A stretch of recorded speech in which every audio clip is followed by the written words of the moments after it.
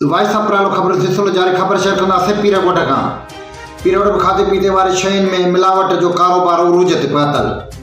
मिलावट वारनि शयुनि खे वापरण सबबि माण्हुनि केतिरा ई ख़तरनाक बीमारियुनि में मुबतला। अहिड़नि अमल ख़िलाफ़ एडवोकेट राशिद मैसर, एडवोकेट अब्दुल सत्तार मैसर, अब्दुल रहमान लाखो ऐं ॿियनि पारां फूड कंट्रोल अथॉरिटी हाणे आला अख़्तियारनि खां नोटिस वठण जो पिणु मुतालबो कयो आहे। पीरकोट में खाधे पीते वारी शयुनि में वापारण सबबि मिलावट जो कारोबार उरूज ते पहुतल। खाधे पीते पीअण जूं शयुनि में मिलावट सबबि माण्हू केतिरनि ई ख़तरनाक बीमारियुनि में मुबतला थी विया आहिनि। अहिड़े अमल ख़िलाफ़ वाइस अप्रैल सां ॻाल्हाईंदे चयो त अहिड़ी शिकायतूं केतिरा ई भेरा food control authority Khairpur, deputy commissioner Khairpur खे ऐं मुख़्तार खां किंगरी ऐं ॿियनि आला अख़्तियारनि खे कयूं आहिनि, पर हिन महिल ताईं इन्हनि ज़ालिमनि ऐं इंसान दुश्मन वापारनि ख़िलाफ़ कंहिं बि कार्रवाई न कई आहे।